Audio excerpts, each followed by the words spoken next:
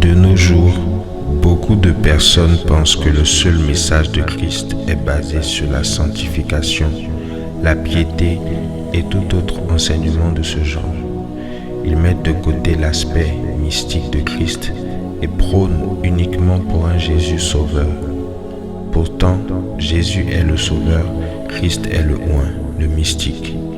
Ces personnes sont appelées les pharisiens. Shalom, bienvenue à votre émission LCH, les choses d'en haut. Nous sommes aujourd'hui à notre deuxième partie et nous avons commencé depuis jeudi dernier et nous sommes en train de parler actuellement des pharisiens des temps modernes.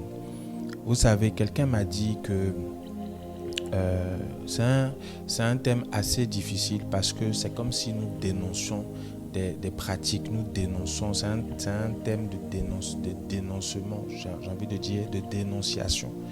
Mais en réalité, ce n'est pas de la dénonciation que nous faisons, mais c'est simplement rappeler à l'esprit de quelqu'un de faire attention, de savoir discerner qui sont les pharisiens, comment on les caractérise. Parce que au niveau de la parole de Dieu, nous savons que Jésus avait l'habitude de dire à ses disciples: faites attention aux pharisiens, ne vous mélangez pas à eux, faites attention à ce qu'ils enseignent. D'ailleurs, dans Matthieu 16, le verset 6, la Bible dit, Jésus leur dit: gardez-vous avec soin du levain des pharisiens et des sadducéens. Donc Jésus était en train de dire à ses disciples: faites attention, faites attention. Faites attention à l'enseignement des pharisiens. Faites attention à ce qu'ils enseignent, à ce qu'ils procurent, vous donnent comme enseignement, parce que ce n'est pas tout qui est bon. C'est ce que Jésus était en train de leur dire, faites attention. Alors, si Jésus a tiré la clochette d'alarme par rapport aux pharisiens, il est tout à fait normal qu'en tant qu'enfant de Dieu, à partir du moment où nous avons, par la grâce de Dieu, cette connaissance-là ou cette révélation-là de ce qui se passe en réalité dans la parole de Dieu et vis-à-vis des pharisiens, il est tout à fait normal que nous puissions en parler et que nous puissions dire aux enfants de Dieu, à toi qui m'écoutes, que fais attention à ce que tu entends, fais attention aux enseignements que les pharisiens donnent. Alors, nous allons voir aujourd'hui quelques caractéristiques. Comment détecter un pharisien ou savoir que cet homme ou cette femme fait partie du mouvement des pharisiens, ou sinon, comment arriver à ne plus écouter un pharisien pour que nous puissions vivre une vie chrétienne libre.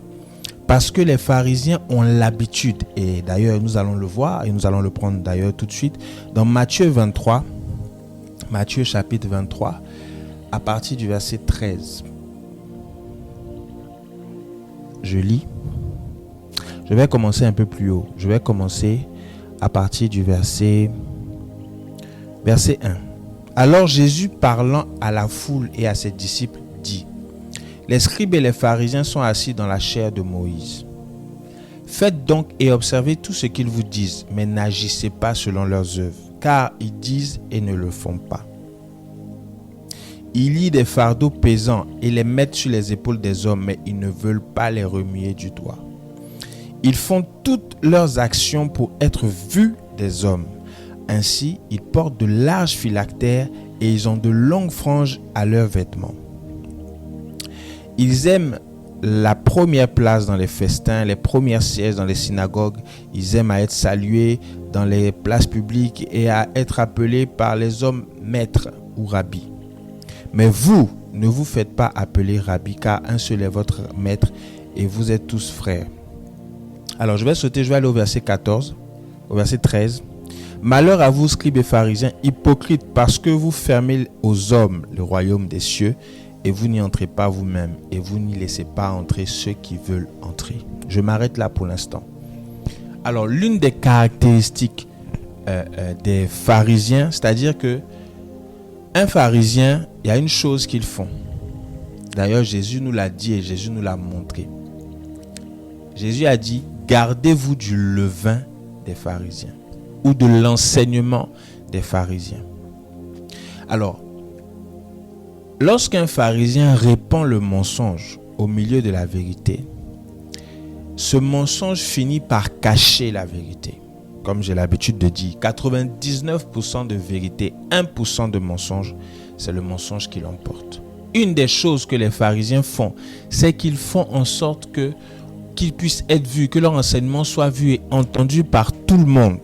Or, le problème, c'est que lorsqu'un pharisien prend la parole et qu'un pharisien dénonce ou dit quelque chose, il ne le fait pas. La Bible dit ici, on vient de le lire, Jésus dit, gardez-vous de leur enseignement parce qu'ils disent, mais ils ne le font pas.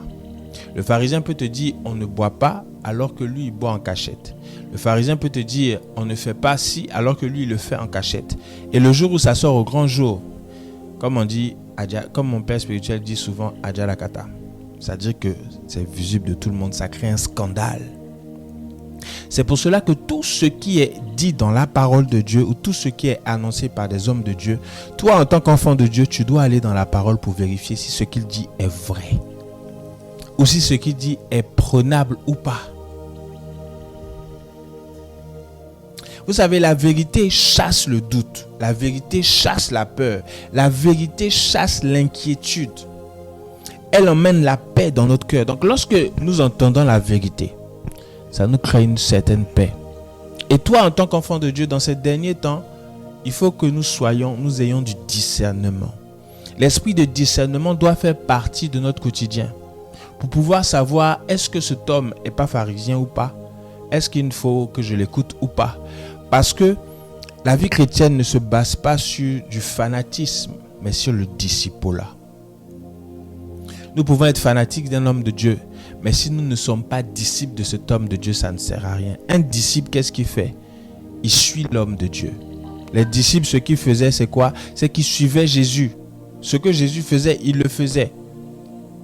Donc, première caractéristique, le levain des pharisiens. Faire attention à ce que nous entendons comme enseignement de nos jours. Et tant que ces enseignements-là ne sont pas fondés sur la parole de Dieu, lève le pied. Deuxième caractéristique, et qui sera notre dernière pour ce soir, ce sont des experts en surveillance. On va prendre ensemble Marc, le chapitre 2, le verset 23. Bien-aimé, un pharisien, il aime surveiller. La moindre faille, il utilise ça contre toi. La moindre faille, il utilise ça contre toi. Donc, il va surveiller tout ce que tu fais. Le pharisianisme de notre temps, c'est ce qu'ils font. Ils surveillent tout ce que nous faisons, ils surveillent. Si tu invites quelqu'un à la maison, ils doivent savoir quelle est cette personne qui est venue te rendre visite. Est-ce que tu as le droit que cette personne puisse venir te rendre visite? Pourquoi est-ce que je n'étais pas au courant de ce que cette personne est venue te rendre visite? Bien-aimé, la Bible nous dit qu'il faut vivre en paix. Soyons libres lorsque nous vivons. Tu dois vivre ta vie chrétienne de façon épanouie et être en paix. Tu ne dois pas être contrôlé. Or, les pharisiens, qu'est-ce qu'ils faisaient? Regardez avec moi Marc 2, verset 23. La Bible dit ceci. Il arriva un jour de sabbat que Jésus traversa les champs de blé. Ses disciples, chemin faisant, se mirent à arracher les épis. Les pharisiens lui dirent, voici, pourquoi font-ils ce qui n'est pas permis pendant le sabbat? Jésus leur répondit, n'avez-vous jamais lu ce que fit David lorsqu'il fut dans la nécessité et qu'il eut faim, lui et ceux qui étaient avec lui? Comment il entra dans la maison de Dieu du temps du souverain sacrificateur Abiatar et mangea les pains de proposition qu'il n'est permis qu'aux sacrificateurs de manger, et on donna même à ceux qui étaient avec lui. Puis il leur dit, le sabbat a été fait pour l'homme, et non pour l'homme pour le sabbat, de sorte que le Fils de l'homme est maître même du sabbat. Deuxième caractéristique des pharisiens, ce sont des experts en surveillance. Les pharisiens guettaient le Seigneur ici. Ils regardaient tout ce que le Seigneur et les apôtres faisaient. La moindre faille, ils ont profité pour poser une question à Dieu, à Jésus, pour savoir comment est-ce qu'il allait réagir. Et Jésus pourtant dit, avant de regarder la paille dans l'œil de ton frère, enlève la poudre qui est dans ton œil. Mais toi, tu ne regardes pas toi-même ton attitude, mais tu regardes l'attitude de l'autre. Un pharisien, ce qu'il fait, deuxième caractéristique, c'est qu'il surveille. Il te surveille et il attend la moindre faille. Si tu fais une faille, tu commets une mauvaise action, tout de suite, il va utiliser ça contre toi. Donc, de notre vivant et de notre temps, il est important de faire attention au pharisianisme. Il est important de faire attention à ce que les pharisiens font et à leur enseignement. Bien-aimés, vous savez, nous sommes aujourd'hui c'est sur la toile, ça fait beaucoup, surtout le mois dernier, il y a eu beaucoup d'histoires par rapport aux prophètes, aux prophétiques, machin. Et je ne peux pas voir ça et ne rien dire. Vous savez, le pharisianisme a pour rôle de déstabiliser, de détruire le prophétique. Quelque chose qui s'est passé dans la parole de Dieu, c'est que Christ a été crucifié parce que les pharisiens ont porté plainte contre lui. Jésus a été crucifié parce que les pharisiens, certes c'était dans le plan de Dieu, mais Jésus a été crucifié parce que les pharisiens ont dit ce n'est pas normal qu'il fasse des miracles le jour du sabbat. Ça c'est un. Deuxième chose que les pharisiens ont annoncé, c'est ses disciples font n'importe quoi. Pourquoi est-ce que ces disciples violent la loi de Moïse? Et quand Jésus dit qu'il est fils de Dieu, ça encore, ça peut les tuer. Donc, un pharisien, qu'est-ce qu'il va faire? Il va chercher à détruire le prophète et le prophétique. Faisons attention. Ce n'est pas tout ce qui est sur la toile qui est bon à prendre. Toi, en tant qu'enfant de Dieu, cherche le discernement.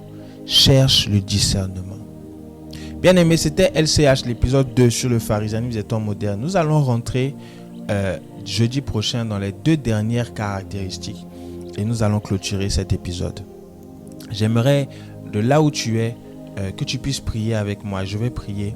Seigneur, merci pour cette personne qui m'entend. Merci pour cet enseignement. Donne-nous le discernement. Donne-nous l'esprit de discernement. Augmente-nous notre capacité à discerner ce qui est de toi et ce qui n'est pas de toi, afin de vivre une vie chrétienne pieuse.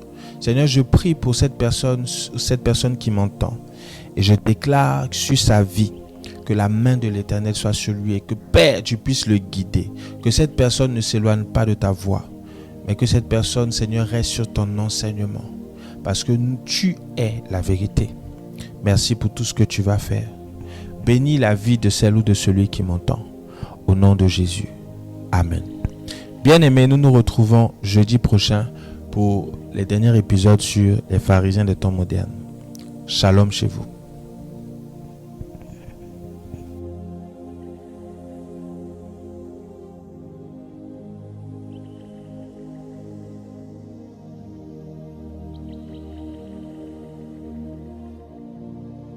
De nos jours, beaucoup de personnes pensent que le seul message de Christ est basé sur la sanctification, la piété et tout autre enseignement de ce genre. Ils mettent de côté l'aspect mystique de Christ et prônent uniquement pour un Jésus sauveur. Pourtant, Jésus est le sauveur, Christ est le oint, le mystique. Ces personnes sont appelées les pharisiens.